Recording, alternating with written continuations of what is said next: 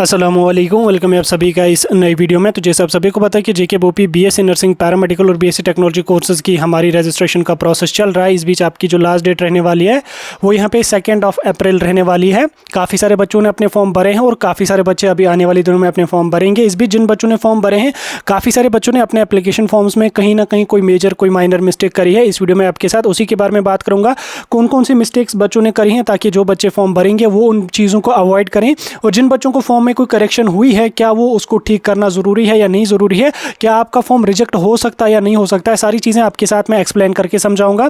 ये वीडियो आपके लिए इंपॉर्टेंट रहेगा, वीडियो को पूरा एंड तक देख लेना, चैनल को भी सब्सक्राइब कर देना, व्हाट्सएप और टेलीग्राम ग्रुप ज्वाइन कर लेना, लिंक डिस्क्रिप्शन में आपको मिल जाएगी। तो चलिए वीडियो को शुरू कर ले। तो देख लेते हैं यहाँ पे बीएससी नर्सिंग की रजिस्ट्रेशन प्रोसेस में कुछ एरर्स के बारे में। तो सबसे पहले जो बच्चे यहाँ पे खुद से फॉर्म भर रहे हैं, मैक्सिमम बच्चों ने अपने फॉर्म में कोई ना कोई करेक्शन कर रखी है। तो सबसे पहले एक एक चीज़ को मैं आपको एक्सप्लेन करके समझाऊंगा कौन कौन सा करेक्शन है, ताकि जिस भी बच्चे का जो करेक्शन हो वो उसको यहाँ पे क्लियर हो जाएगा। तो सबसे पहले आपके एप्लीकेशन फॉर्म में 3 ऑप्शन हैं, बीएससी नर्सिंग, बीएससी पैरामेडिकल और बीएससी टेक्नोलॉजी। ठीक, अब काफी सारे बच्चों ने सिर्फ बीएससी नर्सिंग को टिक किया है, पैरामेडिकल टेक्नोलॉजी को नहीं किया है, टेक्नोलॉजी को टिक किया है, पैरामेडिकल नर्सिंग को नहीं किया है, या पैरामेडिकल को किया है, नर्सिंग और टेक्नोलॉजी को नहीं किया, यानी कि सभी ऑप्शंस को टिक नहीं किया है।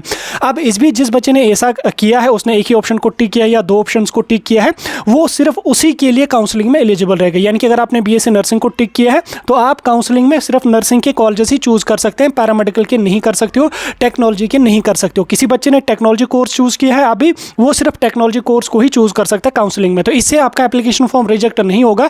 इससे बस आपका अपना नुकसान ये होगा कि आप किसी और कोर्स के लिए एलिजिबल नहीं रहोगे। आपने नर्सिंग को टिक कर रखी है तो सिर्फ और सिर्फ आप नर्सिंग के लिए ही एलिजिबल रहोगे। अब किसी बच्चे ने अगर तीनों को टिक करके रखा है, जैसे मैंने आपको पहले भी बोला था कि भाई साहब आप तीनों ऑप्शंस को टिक करके रख लेना, उससे ये फायदा आपका रहेगा कि अगर आपका नर्सिंग में आपको जाना है, लाइक नर्सिंग में थोड़ा सा कट ऑफ ज्यादा हो गया, तो आप पैरामेडिकल को अगर आपने टिक करके रखा है तो पैरामेडिकल का थोड़ा सा कट ऑफ स्लाइटली डाउन जाता है as compare to BSc nursing. तो उस टाइम आप पैरामेडिकल की कोई अच्छी ब्रांच किसी अच्छे जीएमसी में चूज कर सकते हैं, ताकि आपका ईयर वेस्ट ना हो। वो आपका उसमें प्लस पॉइंट रहता है, बाकी उसका कोई इंपैक्ट नहीं पड़ेगा अपने एप्लीकेशन फॉर्म पे। आपका एप्लीकेशन फॉर्म रिजेक्ट नहीं होगा, कुछ भी नहीं होगा। जो ऑप्शन आपने टिक करके रखा है, आप सिर्फ और सिर्फ उसी ऑप्शन को जो है वो काउंसलिंग में चूज कर सकते हैं। अब जिस बच्चे ने गलती कर रखी है तो वो इस चीज को कैसे करेक्ट कर सकता है, उसको मैं आपको लास्ट में बताऊंगा कैसे ये चीजें करेक्ट करनी है। पहले सुन लो, अगर किसी बच्चे ने ऐसा किया है, लाइक उसने एक ही ऑप्शन को टिक किया है, तो ये चीज आप करेक्शन विंडो में एडिट नहीं कर सकते हो। ये मैं पहले रिपीट कर रहा हूं आपको, ये चीज आप करेक्शन विंडो में एडिट नहीं कर सकते हो, ये एडिट नहीं होती है करेक्शन विंडो में। ठीक, करेक्शन विंडो में आपका नाम, डेट ऑफ बर्थ वगैरह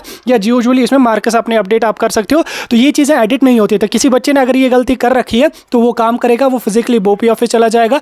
बोपी ऑफिस सरनगर चले जाओ, बागात में ऑफिस है, वहां पे खुला हुआ होता है ऑफिस, आप वहां पे चले जाओ, वो आपको वहीं पे विद इन 2 मिनट्स आपको करेक्ट करके देंगे।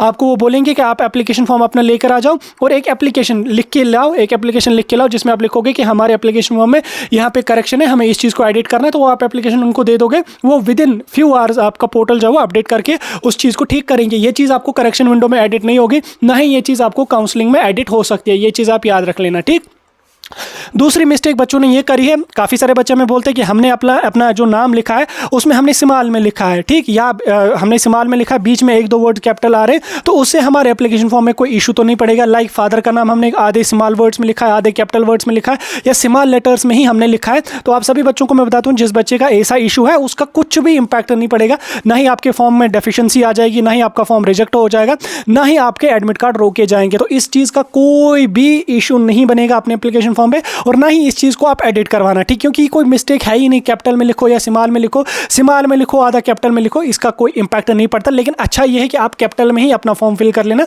क्योंकि कैपिटल वर्ड्स में लिखना वो दूर से ही आइडेंटिफाई हो जाता है और वो पढ़ने में भी आसानी होती है। इसलिए उन्होंने जो वो अपने इन्फॉर्मेशन बुलेटिन में भी मेंशन किया है कि बच्चे जो फॉर्म भरेंगे वो कैपिटल लेटर्स में ही अपना फॉर्म भर देना है। ठीक, तो बाकी अगर किसी बच्चे ने स्मॉल लेटर्स में भी भरा है तो उसका कोई इंपैक्ट नहीं है, कोई कुछ भी नहीं होगा आपके एप्लीकेशन फॉर्म को। लाइक आपने आधा कैपिटल में लिखा, आधा स्मॉल में लिखा, उससे भी आपके एप्लीकेशन फॉर्म में किसी किस्म का कोई करेक्शन नहीं होने वाला। ठीक, तीसरा यहाँ पे बच्चों ने मिस्टेक करी है अपने मार्क्स को लेके। ठीक, आपको एकेडमिक डिटेल्स में अपने 12th का पासिंग ईयर ऐड करना है, अपनी हायर सेकेंडरी का नाम ऐड करना है और अपने मार्क्स वहाँ पे मेंशन करने हैं। तो काफ़ी सारे बच्चों ने क्या किया है, अपनी हायर सेकेंडरी का नाम गलत लिखा है। ठीक, तो उस कंडीशन में भी जिस बच्चे ने हायर सेकेंडरी का नाम अपना गलत लिखा है, तो उस कंडीशन में भी किसी बच्चे का एप्लीकेशन फॉर्म रिजेक्ट नहीं होगा, किसी भी हालत में आपका एप्लीकेशन फॉर्म रिजेक्ट नहीं होगा।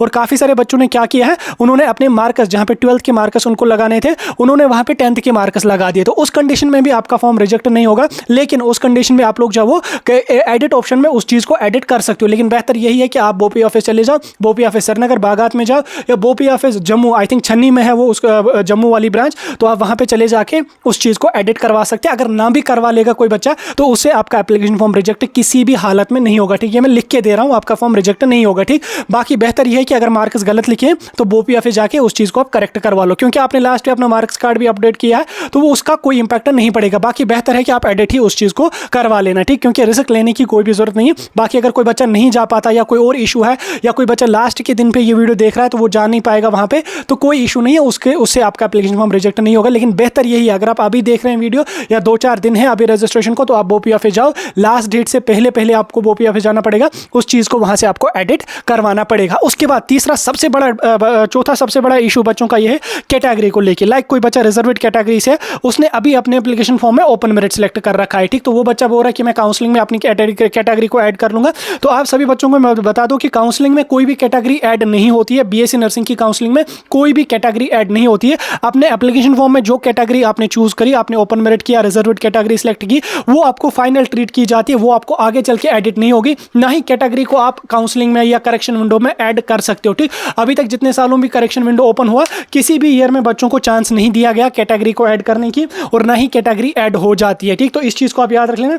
अगर आपने अभी अपना फॉर्म ओपन मेरिट में भरा है तो ये चीज आप बाद में काउंसलिंग के टाइम एडिट नहीं कर सकते हो। और जिस बच्चे की कैटेगरी है, लाइक उसने अभी तक फॉर्म नहीं भरा है, उसकी कैटेगरी कुछ दिन में बन जाएगी। मैंने आपको पहले भी बोला था कि बच्चों आप लोग वेट कर लेना, अगर आपको लास्ट दिन से 2 दिन पहले भी अपना फॉर्म भरना पड़े तब तक वेट कर लेना, कैटेगरी आ जाएगी उसके बाद अपलोड करना, नहीं तो ओपन मेरिट में भरोगे फॉर्म, आप लास्ट पे कैटेगरी को ऐड नहीं कर पाओगे। और अगर कोई बच्चा ऐसा है जिसने ओपन मेरिट में भरा लेकिन उसके पास रिजर्वेड कैटेगरी है, तो लास्ट डेट से पहले पहले वो बोपी ऑफिस चले जाओ, वहां पे उसका एप्लीकेशन फॉर्म एडिट हो सकता है, लास्ट डेट से पहले पहले उसकी कैटेगरी ऐड हो सकती है, बट ज्यादा चांसेस नहीं है कि कैटेगरी को वो एक्सेप्ट करेंगे। लेकिन ये फाइनल एक ऑप्शन है, काउंसलिंग का वेट नहीं करना। काउंसलिंग में 100% मैं आपको लिख के देता हूं, अभी काउंसलिंग में आपकी कैटेगरी एक्सेप्ट नहीं की जाएगी, आपको ओपन मेरिट ही वहां पे रखा जाएगा, ठीक। तो अगर किसी बच्चे ने अभी तक फॉर्म नहीं भरा है, उसकी कैटेगरी कुछ दिन के बाद आ जाएगी या रजिस्ट्रेशन खत्म होने के बाद आ जाएगी, तो जो उसने कैटेगरी के लिए अप्लाई किया वहां से उसकी जो हार्ड कॉपी है वो कैटेगरी के बदले उस चीज को अपलोड कर देना। कैटेगरी की डेट इशू डेट में आज कल की कोई डेट डाल के उसको चला लेना, डेफिशिएंट आ जाएगा, बाद में एडिट ऑप्शन में उसको ऐड कर लेना, एक्सेप्ट की जाएगी।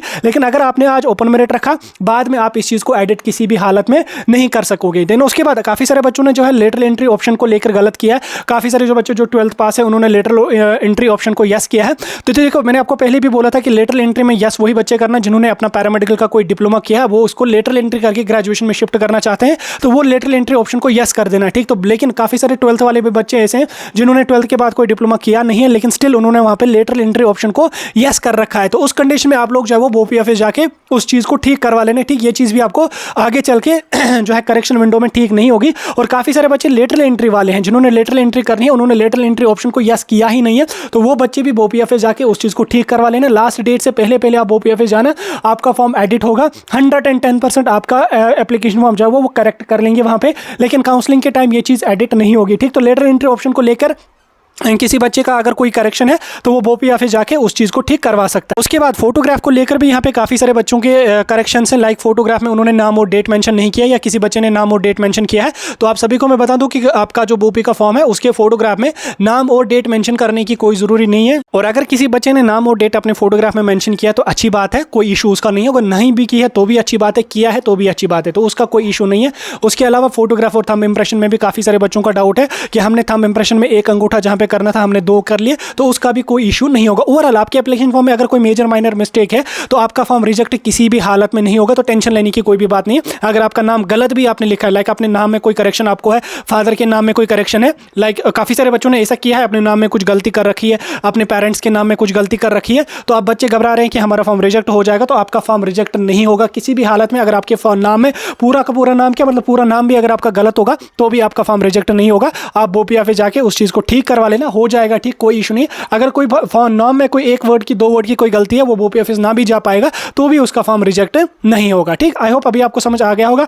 बात करें हम करेक्शन विंडो की, तो करेक्शन विंडो आपका 12th का रिजल्ट के आने के बाद ओपन हो सकता है, कभी ओपन होता है कभी नहीं होता, तो उसमें कोई इशू उतनी बड़ी बात नहीं है। ठीक, बाकी मैंने आपको सारी चीजें समझा दी। एप्लीकेशन फॉर्म में कोई करेक्शन है, बोपी ऑफिस जाके उस चीज को ठीक करवा लो, ना भी करवा लो कि कोई माइनर करेक्शन है तो उससे रिजेक्ट आपका फॉर्म नहीं होगा, लेकिन बेहतर है कि अपने फॉर्म को करेक्ट करवा लो, वो आपके लिए सही रहेगा। ठीक, अब आई होप आपको समझ आ चुका होगा। कोई डाउट होगा कमेंट सेक्शन में बता